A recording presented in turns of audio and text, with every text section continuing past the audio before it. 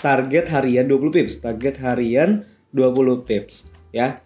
Oke, dari sini kita bikin skemanya. Misalnya, day 1 kita trading. Weh, alhamdulillah nih, mantap. Dapat 20 pips hari ini. Oke, berarti terpenuhi. Day 2. Oke, day 2. Wah, lancar juga nih, 20 pips. Abis itu selesai gitu ya. Indah ya kelihatannya, kayak hari ini 20 pips, wah mantap. Oke, abis itu selesai. Terus nanti ada kebingungan lagi tuh. Wah, ini udah 20 pips, kok kayaknya gampang banget ya dapetin 20 pips. Ada perasaan muncul tuh baru. Apa naikin aja ya? Mungkin bisa jadi 30 pips kali ya. Nah itu kan, wah ini sumber masalah kemudian nih selanjutnya. Oke, kita lanjut dulu. Target profit harian. Mending pakai target pips atau target persentase ya? Halo teman-teman trader, masih suka bingung nggak nih? Kapan harus keluar market setelah profit? Atau mungkin gimana nih cara nentuin target profit yang ideal? Nah di video kali ini Arya bakalan ngebahas gimana caranya nentuin target profit yang ideal dan juga nyaman untuk tradingan teman-teman. Oke teman-teman, ini Family NFC banyak banget nih yang nanyain tentang target profit ini baiknya seperti apa. Dan ada juga yang nanya sama saya, Mas kira-kira gimana? Kalau saya pakai target profit harian, saya pakai target pips. Saya ambil 20 pips satu hari aja. Kira-kira worth it nggak sih untuk diambil? Kalau misalnya kita pikir-pikir, 20 pips satu hari, kita lakuin aja secara konsisten. Bisa kita bilang misalnya 3 bulan deh, kita ambil 3 bulan dulu. 3 bulan ada 60 hari trading. 60 dikali 20. Teman-teman bisa ngumpulin 1200 pips dalam waktu 3 bulan. Wah luar biasa kan? Indah banget kan kedengarannya. Tapi teman-teman, pertama, apakah ada yang ngejamin setiap hari mendapatkan 20 pips terus-menerus dan secara konsisten? Itu yang pertama. Yang kedua, seandainya sebetulnya teman-teman bisa ngedapetin lebih hari itu dari 20 pips, kenapa nggak teman-teman ambil? Seharusnya nih, hari ini misalnya teman-teman trading bisa dapat aja nih 40 pips. Atau let's say bisa sampai 60 pips.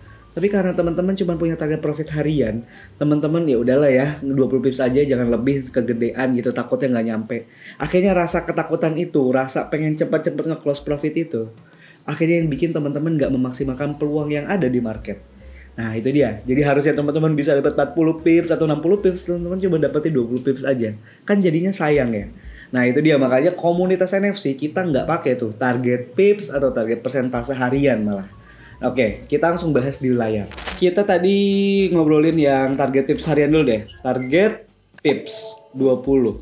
Target harian 20 pips. Target harian 20 pips. Ya. Oke, dari sini kita bikin skemanya. Misalnya, day 1 kita trading. Weh, alhamdulillah nih, mantap. Dapat 20 pips hari ini. Oke, berarti terpenuhi. Day 2. Oke, day 2. Wah, lancar juga nih 20 pips. Abis itu selesai gitu ya. Indah ya kelihatannya, kayak hari ini 20 pips, wah mantap. Oke, abis itu selesai. Terus nanti ada kebingungan lagi tuh. Wah, ini udah 20 pips, kok kayaknya gampang banget ya dapetin 20 pips. Ada perasaan muncul tuh baru. Apa naikin aja ya? Mungkin bisa jadi 30 pips kali ya. Nah, itu kan, wah ini sumber masalah kemudian nih selanjutnya. Oke, kita lanjut dulu. Day 3. Ternyata di day 3, apa yang teman-teman analisa di market ternyata nggak searah. Teman-teman malah dapat floating minus. Floating minus awalnya 5, minus 5, minus 10 pips. Didiemin aja gitu ya. Karena kan pertama nggak pakai SL kan. Terus abis itu dia turun 15, abis itu 20. Sekarang jadi 30 sampai 40 pips gitu minusnya. Aduh, sampai masih berharap di dalam hati. Nggak, ini jangan di-cut dulu deh. Ini nunggu sampai nunggu sampai dia koreksi dulu deh, tunggu sampai dia mantul deh gitu, baru saya cut gitu. Tunggu sampai dia profit dulu, pokoknya hari ini nggak boleh ada nge-close yang minus, harus profit, harus menuhin 20 pips. Tapi berjam-jam trading, berjam-jam ngeliatin marketnya nggak kunjung koreksi. Yang ada hari itu misalnya kita taruhlah minus 40 pips, ternyata bukannya membukukan 40 pips, 20 pips, malah minus 40 pips. Nah ini kan jadinya nyesek ya di hati ya. Terus besoknya nih, besoknya D4 ini revenge nih, balas dendam. Kemarin gue udah keluar 40 pips, gue udah kalah 40 pips. Gue gimananya hari ini harus ngembaliin 40 pips kemarin, terus dapetin 20 pips untuk target hari keempat. Biar 1200 yang di awal tadi, yang skemanya tadi indah banget itu, bisa kesampaian. Berarti hari D4 ini butuh 60 pips. Nah 60 pips, aduh gimana ya? kalau misalnya ngikutin cara kemarin kayaknya kurang cepet deh. 60 pips nungguin atau ngumpulin 60 pips itu kayaknya susah deh. Apa kita naikin aja ya lotnya? Nah, mulai tuh dari situ. Lotnya digedein gitu ya. Mulai nih dari day keempat ini, karena targetnya makin gede karena makin gak masuk akal, muncullah permasalahan baru. Lotnya digedein. Kedua, over trade, kebanyakan trading, kebanyakan transaksi yang dimasukin. Nih, problemnya dari sini. Dengan cara seperti ini menjadi bumerang selanjutnya untuk teman-teman sebetulnya. Iya, kedengarannya indah banget di awal. Iya, indah banget kalau misalnya semuanya berjalan dengan mulus-mulus aja. Tapi kan teman-teman perlu tahu, market ini semuanya serba ketidakpastian.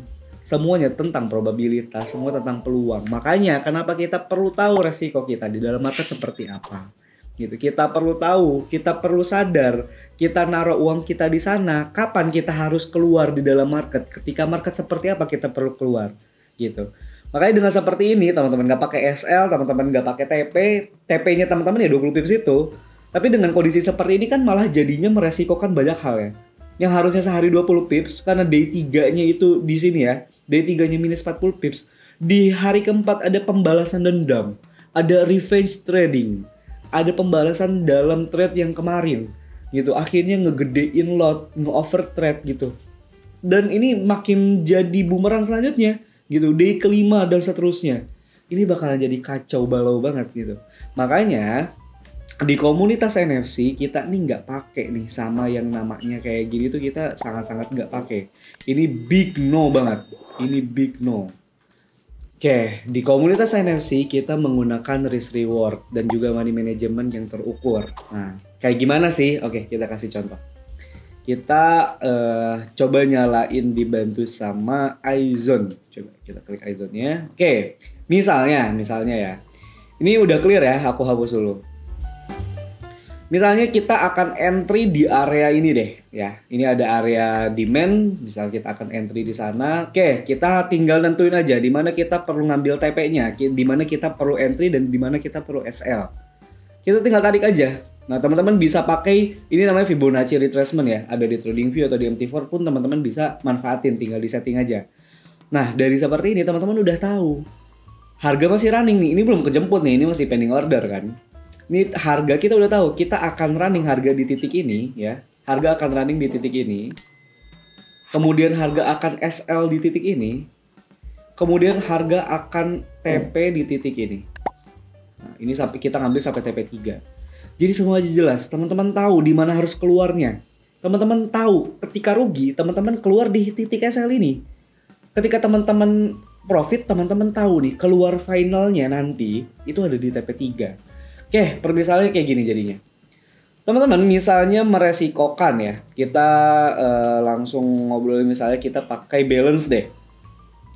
Teman-teman punya balance $1.000 ya. Ini kita matiin. Balance 1.000 mana dolar? 1.000. Oke, balance $1.000. Pengen resiko per transaksi 1% misalnya. Oke, berarti 1% berarti yang muncul itu lotnya nanti kan akan diperhitungkan. Nah, teman-teman di komunitas NFC menghitung lot ini, manajemen lot ini kan agak tricky ya. Ada di video sebelumnya udah sempat dibahas gimana caranya menggunakan lot atau mendapatkan besaran lot yang presisi, yang ideal. Itu ada di video yang sebelumnya. Teman-teman bisa tonton di video sebelumnya deh. Kita pernah bahas juga gitu. Misalnya di resiko per transaksi ini 1 pipsnya ini misalnya jadi $10. $10, oke ya. 1% resiko per transaksinya, 1% itu $10. Which is berarti kalau teman-teman di sini udah tahu, kalau teman-teman hit TP 1, teman-teman dapat $10. Teman-teman hit TP 2, teman-teman dapetin $20. Begitu juga kalau hit SL. Hit SL teman-teman dapat minus $10. Ya. Jadi dari sini udah masuk akal. Jadi sebelum transaksi running, sebelum transaksi berjalan, teman-teman ini udah tahu. Teman-teman kalau misalnya hit TP 1 berapa, dapat berapa? Kalau teman-teman hit TP 2 dapat berapa? teman-teman dapat hit TP3, TP4, TP5, teman-teman tahu dapatnya berapa. Begitu juga kalau teman-teman hit SL, teman-teman tahu teman-teman ruginya berapa dolar. Jadi nggak kayak perkira-kira lagi, aduh ini pakai hitungan pips ini kayak gimana gitu ya. Orang udah mau pakai pips, lotnya nggak tahu seberapa, ini apakah overload atau lotnya kekecilan kan nggak tahu ya. Kita kan perlu ideal lotnya kan. Nah makanya dari itu kita perlu tahu gimana caranya nyusun atau membuat besaran lot yang ideal buat tradingan kita. Itu pertama. Yang kedua, kita juga jadi tahu setelah hal tersebut terpenuhi, kita tahu nih berapa besaran yang akan kita dapatkan nantinya ketika kita hit TP ataupun hit SL gitu. Nah dari sini kan jadi kalau misalnya kita lihat, ini harga kan belum kejemput ya. Gitu.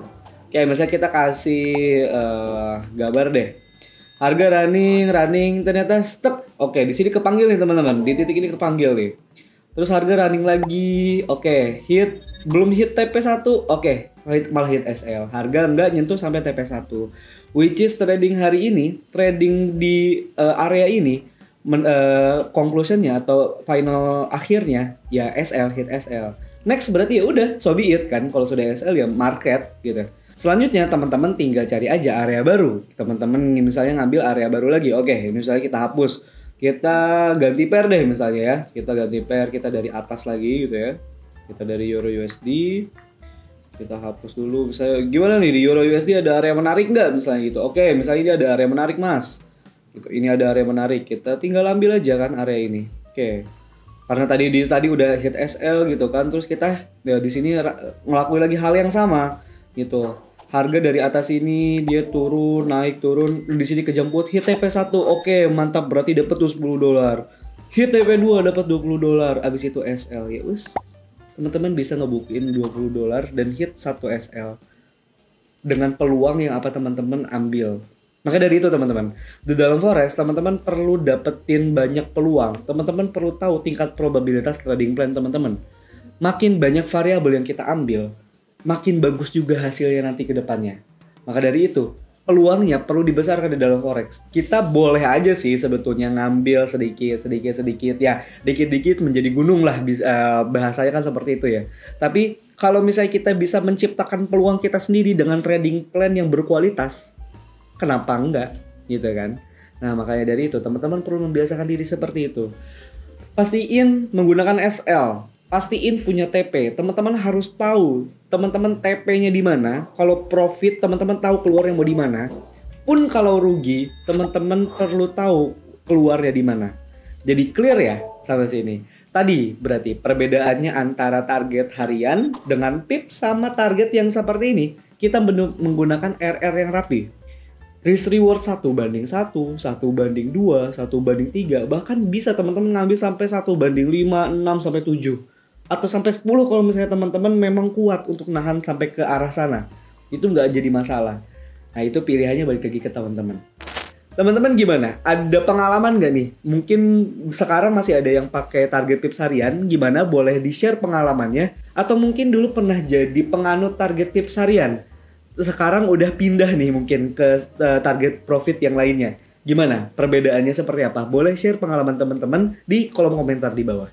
Pastiin juga like video ini dan subscribe channel YouTube NFC Forex TV. Sampai ketemu di video berikutnya.